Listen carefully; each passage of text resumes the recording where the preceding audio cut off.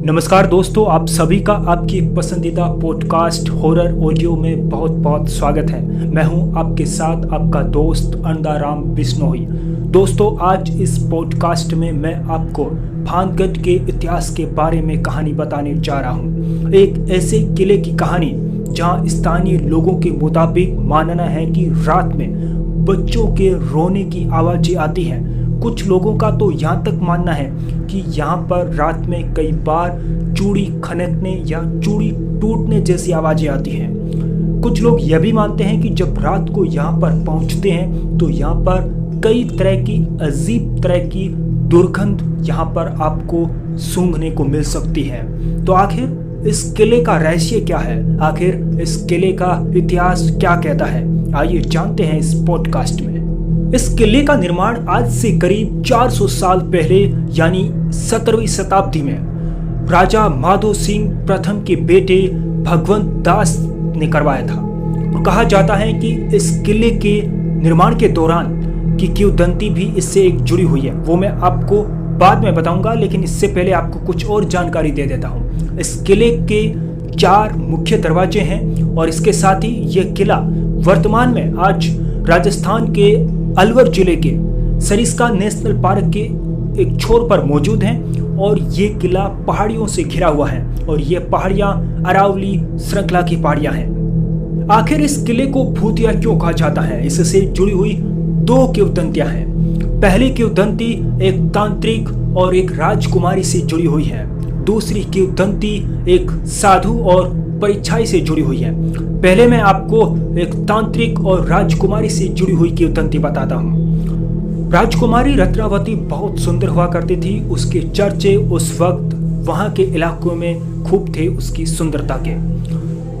उसी नगर में रहने वाले एक तांत्रिक को जब राजकुमारी रत्नावती की सुंदरता के बारे में पता चलता है तो वह तांत्रिक भी राजकुमारी रत्नावती से शादी करने की इच्छा रखता है। लेकिन एक तरफ वो तांत्रिक है, दूसरी तरफ राजकुमारी है, यानी साफ था कि वो सीधे तौर पर राजकुमारी से शादी का प्रस्ताव नहीं भेज सकता।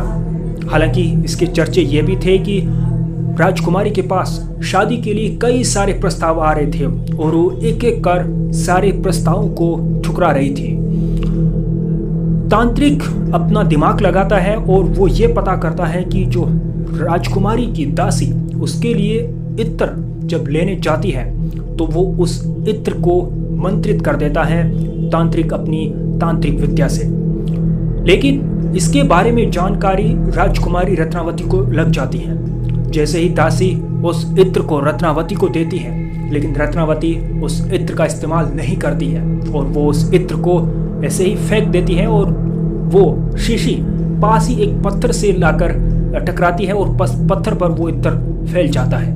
जिसके बाद वो पत्थर कहा जाता है कि उस तांत्रिक के पास चला जाता है, क्योंकि उसने उस पे इत्र में जादू किया था और उस जादूगरी की वजह से वो पत्थर तांत्रिक के पास जाता है और तांत्रिक की उस पत्थर के पास आने के कारण मौत हो जाती है।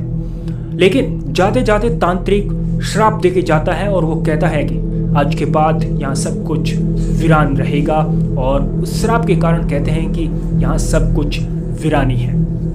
और अब मैं आपको दूसरी कहानी एक साधु और एक परिछाई से जुड़ी हुई है। वो कहानी इस तरह से है कि जब इस किले का निर्माण करवाया जा रहा था तो उस वक्त ये पहाड़ियों से घिरा हुआ इलाका है, आज भी है। तो यहाँ पर बालूनाथ नाम के साधु हैं, यहाँ पर तपस्या करते थे, यहाँ पर रहते थे। लेकिन उस साधु से अनुरोध किया गया कि आप यहाँ से कहीं और चले जाइए तपस्या करने के लिए, यहाँ पर एक किले का निर्माण करवाया जाएगा। तो साधु ने एक शर्त पर इस अनुरोध को स्वीकार कर लिया। साधु ने कहा कि ठीक है, आप यहाँ पर अगर किले का निर्माण करवाना चाहते हैं तो कीजिए, लेकिन किले का निर्माण इतना ही करवाइए, इतनी ही ऊंचाई पर करवाइए। इस किले की परिछाई दिन में मेरी तपस्या स्थल पर नहीं पड़नी चाहिए। साधु की उस शर्त को उस वक्त राजा ने मान ली और उस किले का निर्माण करवाया गया, भानगढ़ किले का निर्माण। लेकिन कुछ वक्त बाद जिस राजा ने इस किले का निर्माण करवाया, उनके वंशजों ने इस बात का ध्यान नहीं रखा, उस शर्त का ध्यान नहीं रखा और इस किले की ऊंचाई को बढ़ा दिया। कई तरह के स्तंभ है इस किले के ऊपर बनाए गए, जिसके बाद उस साधु को बहुत गुस्सा आया बालूनाथ को और उन्होंने कहा जाता है कि श्राप दिया, जिसकी वजह से आज तक यहाँ पर ये किला बिना छत के है। और कई वक्त पहले इसकी छत के निर्माण करने की भी कोशिश की गई, लेकिन छत है वो अचानक रहस्यमय तरीके से ढह गई। तो ये 2 किंवदंतियां हैं इस फांदगढ़ किले से जुड़ी हुई। पहली किंवदंती राजकुमारी से जुड़ी हुई है, दूसरी किंवदंती एक साधु से जुड़ी हुई है। आज भी यहाँ पर रात में रुकने के लिए प्रतिबंधित है, रात को आप यहाँ पर नहीं रुक सकते हैं। हाँ, पर्यटन के तौर पर ये स्थल है और पर्यटक के तौर पर आप यहाँ जा सकते हैं, लेकिन सूर्य अस्त के बाद यहाँ पर आपको रुकने नहीं दिया जाएगा।